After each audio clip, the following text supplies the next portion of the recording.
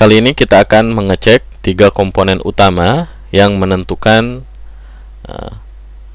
cepat tidaknya komputer yang kita rakit.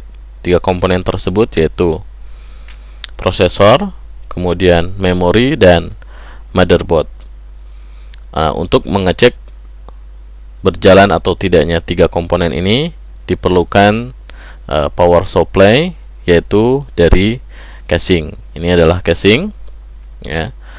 Anda perhatikan ada power supply-nya dengan kabel-kabelnya. Ini kabel untuk ke colokan listrik, dan ini baut-baut yang nanti akan Anda perlukan ketika memasang motherboard ke dalam casing. Jadi jangan sampai Anda hilangkan baut-baut tersebut. Nah, sekarang saya keluarkan dulu motherboardnya dari kardusnya. Begitupun juga dengan prosesornya, saya buka juga dari kardusnya. Ini adalah prosesor dan heatsink atau pendingin yang sudah kita keluarkan dari kardusnya. Nanti kita akan menempatkan prosesor tersebut pada soket yang tersedia di motherboard. Ini sudah saya buka soketnya.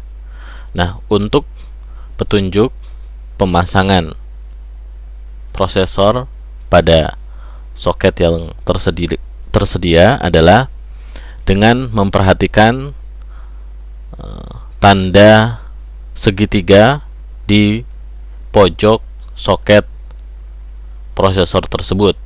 Nah, nanti diketemukan dengan segitiga yang ada di prosesornya. Nah, kalau sudah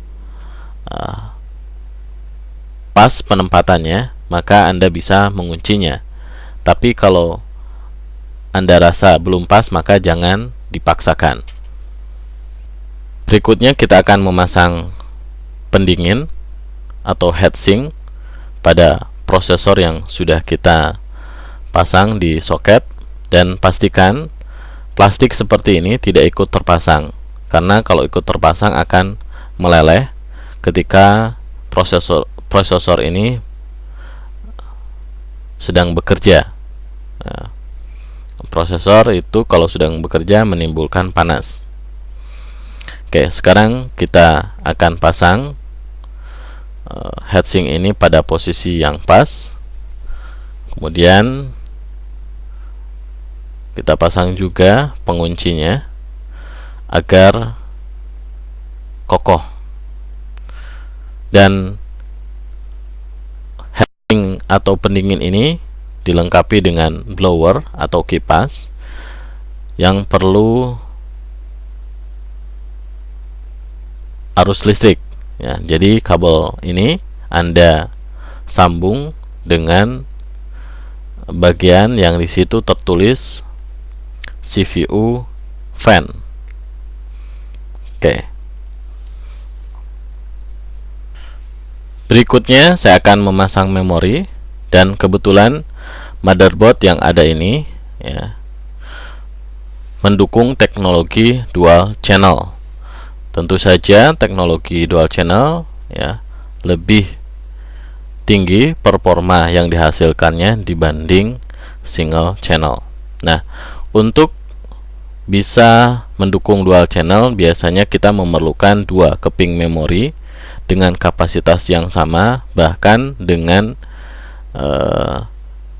merek yang sama. Contohnya ini saya punya dua memori dengan kapasitas yang sama, yaitu 512, jadi totalnya 1 GB.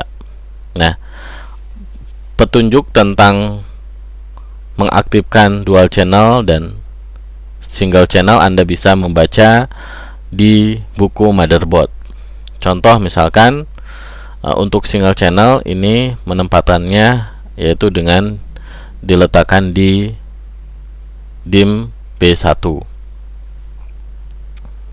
Nah, kalau untuk dual channel di situ misalnya berdasarkan petunjuk bukunya yaitu meletakkan di DIMM A1 dan DIMM B1. Nah, sekarang saya pasang dulu, ya, pastikan di sini. Nah, ternyata ini salah pemasangannya, terbalik, sehingga tidak pas itu antara nah, Kalau ini sudah pas, patokannya adalah cekungannya itu. Oke, Anda tinggal tekan, dia akan mengunci sehingga terdengar klak seperti itu. Yang keduanya juga sama, dipasang sehingga mengunci. Oke, jadi sekarang kita sudah pasang 3 komponen utama, yaitu motherboard, prosesor, dan memori. Selanjutnya kita akan mengetes ketiga komponen ini.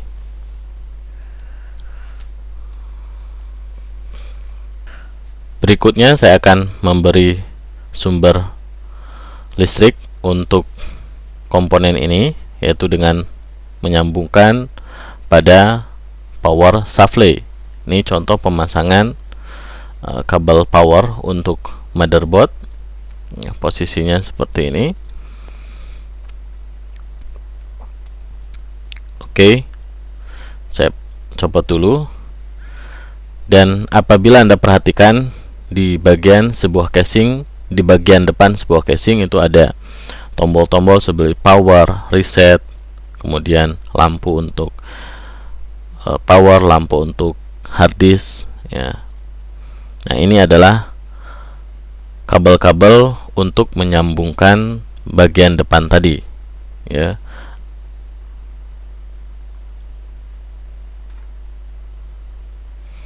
Nah, ini contoh bagian depannya.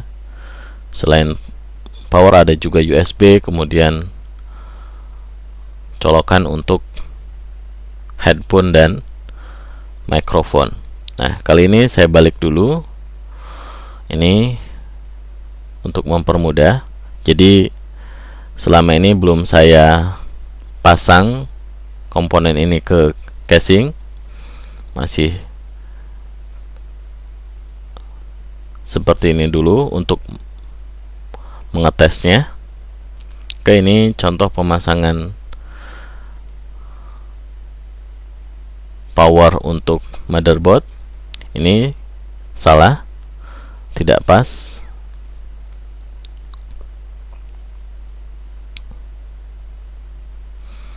Ini juga sama, tidak pas, karena ini seharusnya adalah, nah itu di situ baru ini pas.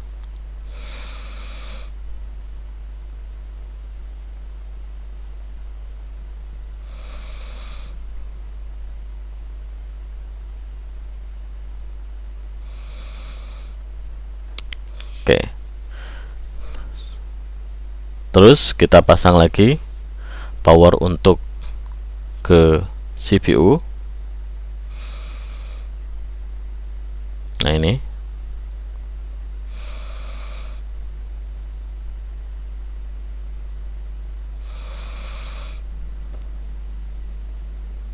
oke.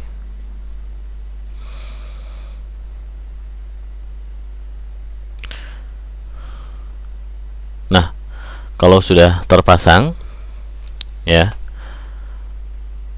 pada power ATX ini kontrol untuk menyalakan dan mematikan itu ada di motherboard. Jadi untuk menyalakannya kita bisa menyambungkan kabel power SW, ya. Oke, ini saya nyalakan dulu, ya, dengan menyambungkan sumber listrik ke power supply yang ada di casing. Oke, dinyalakan. Nah, kalau motherboardnya cukup bagus, ini ditandai dengan menyalanya lampu, berarti arus listrik sudah masuk. Tapi sistem ini belum berjalan karena kita belum menyalakannya dengan cara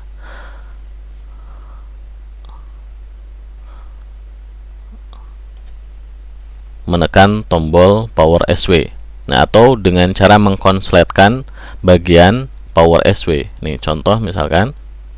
Atau jika ragu, Anda bisa membaca buku petunjuk motherboard yang disertakan. Nah, di sini contoh di bagian front panel kita bisa mengetahui di mana letak untuk menyambungkan reset, power SW, kemudian HD delete dan sebagainya. Yang diperlukan saat ini adalah untuk menyalakan, yaitu power SW. Nah, kita bisa menyalakan sistem ini dengan cara mengkonsletkan pada bagian power SW. Dan untuk mematikannya juga sama, tinggal mengkonsletkan sekali lagi.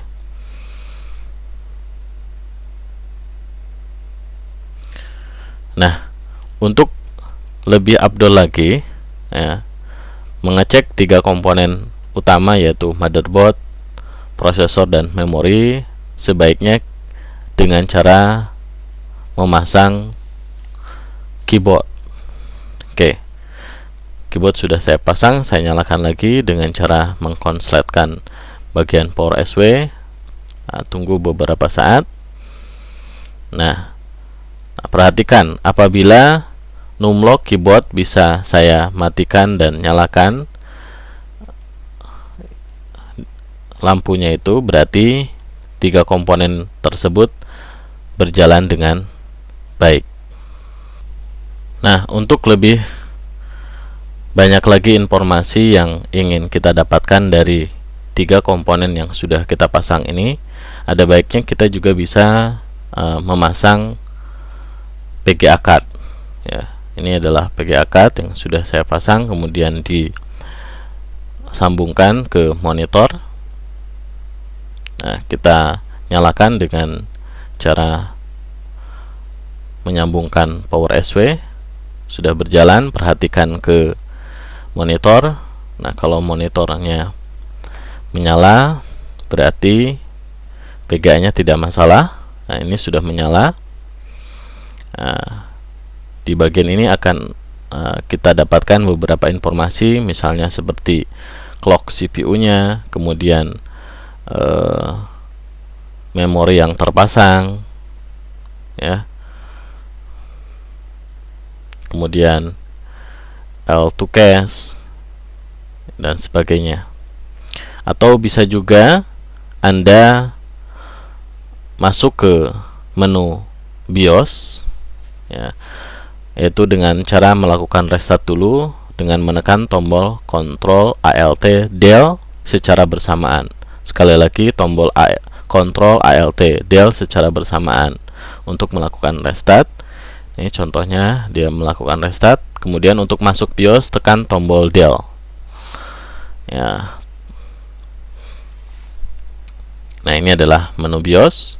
Pada bagian menu utamanya muncul seperti ini, ya, seperti tanggal, tahun, dan sebagainya. Kemudian pastikan Anda pilih di Advanced bagian CPU Configuration. Nah, di sini kita bisa mengetahui tipe CPU yang terpasang, kemudian kecepatannya, cache memori yang ada pada CPU tersebut, ya. Kita juga bisa merubah-rubah angka dari konfigurasinya, ya.